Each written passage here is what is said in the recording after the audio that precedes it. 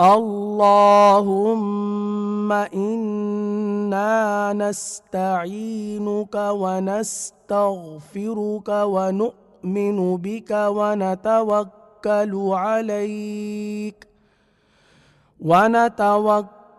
عليك ونثني عليك الخير ونشكرك ولا نكفرك ونخلع ونترك من يفجرك. اللهم إياك نعبد ولك نصلي ونسجد وإليك نسعى ونحفد ونرجو رحمتك